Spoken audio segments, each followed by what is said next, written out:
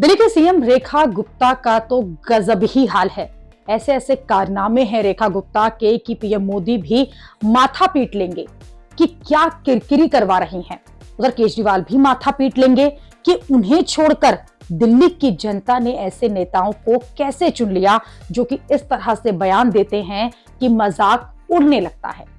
दरअसल रेखा गुप्ता ने Hindustan leadership summit में प्रदूषण नापने के पैरामीटर AQI यानी कि एयर क्वालिटी इंडेक्स को लेकर कह दिया कि AQI एक ऐसा आपका टेम्परेचर है जो किसी भी इंस्ट्रूमेंट से पता चलता है। इससे उनका मजाक उड़ने लगा। रेखा गुप्ता से यह सवाल किया गया कि आप लोग पानी डालकर प्रदूषण की रीडिंग जो है उसे कम कर रहे हैं। इस पर रेखा गुप्ता ने कहा कि हॉटस्पॉट में ही तो पानी डाला जाएगा क्योंकि वहां प्रदूषण ज्यादा होता है। इसी में आगे रेखा गुप्ता ने कहा कि AQI ऐसा टेम्परेचर है जो कि किसी भी इंस्ट्रूमेंट से पता चलता है। और इसी बात पर रेखा गुप्ता की खिंचाई होने लगी कि AQI को दिल्ली के सीएम ने टेम्परेचर बना डाला।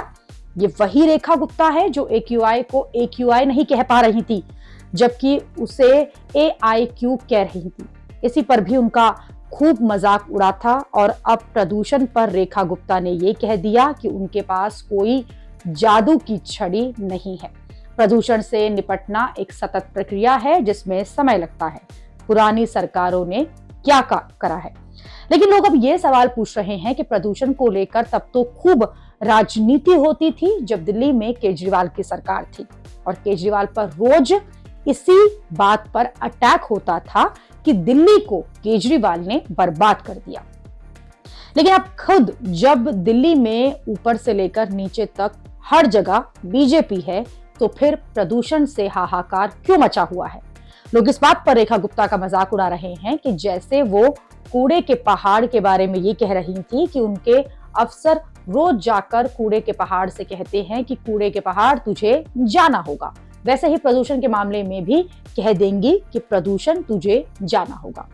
इस मजाक से हटकर रेखा गुप्ता के लिए चुनौती बड़ी है क्योंकि उन्हें 10 महीने से ज्यादा हो चुके हैं सरकार बनाए हुए और अब तक दिल्ली में जो समस्याएं हैं, पुरानी समस्याएं हैं, दिल्ली उसी से जूझ रही है। बीजेपी के लिए भी यहाँ एक बड़ा चैलेंज है कि रेखा गुप्ता को सीएम बनाकर जिस तरह से उनके बयानों को लेकर मजाक उड़ता है उससे कहीं केजरीवाल को फिर से दिल्ली में अपने पैर जमाने का मौका न मिल जाए।